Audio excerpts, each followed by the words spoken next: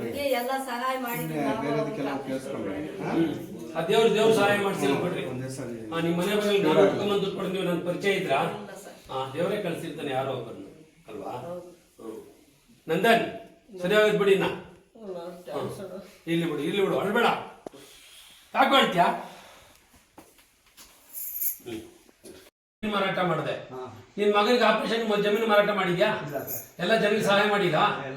ಮತ್ತೆ ಆ ದೇವ್ರು ನೀನ್ ಕಾತಿದ್ದೇನಲ್ವಾ? ಹಂಗನ್ನ ಖುಷಿ ಪಡ್ಬೇಕು ನೀನು ಅಲ್ವಾ? ಕಣ ನೀರ್ ಹಾಕ್ಬಾರ್ದು. ಈಗ ಎಷ್ಟು ಖರ್ಚಾಗುತ್ತಂತಪ್ಪ?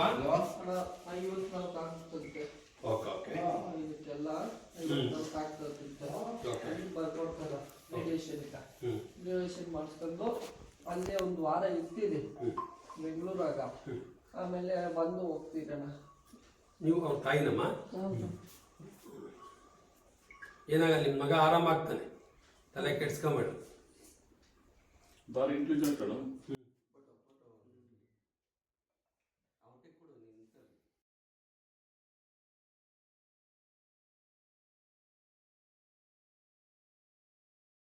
ಹೋಗಿ ನೋಡ್ಕೊಂಬನ್ನಿ ಅಂತ.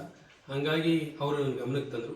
ಒಂದು ನಮ್ಮ ಸಂಘ ಏನು ಒಕ್ಕಲಿಗರ ಸಂಘ, ಎಲ್ಲರೂ ಕೂಡ ಒಂದು ಸಂಘ ಅಂತ ಸ್ಥಾಪನೆ ಮಾಡ್ಕೊಂಡ್ರೆ ಒಂದು ದೊಡ್ಡ ಕೆಲಸ ಏನಪ್ಪ ಮಾಡ್ತೀವಿ ನಾವು ಅಂದರೆ ಪ್ರತಿಭಾ ಪುರಸ್ಕಾರ ಅಂತ ಮಾಡ್ತೀವಿ. ಅದೊಂದೇ ಕೆಲಸ ಮಾಡ್ತೀವಿ.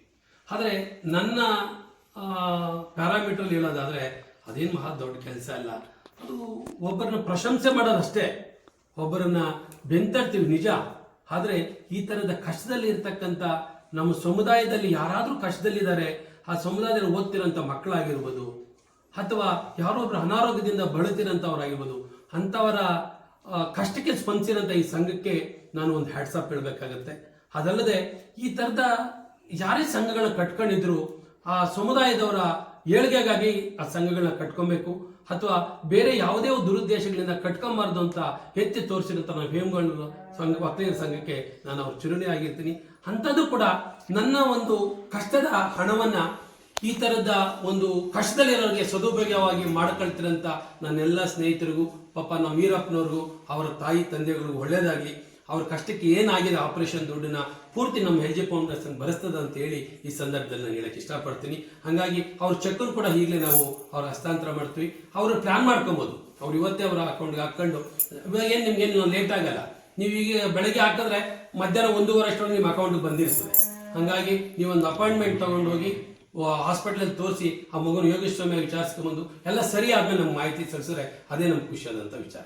Okay, thank you.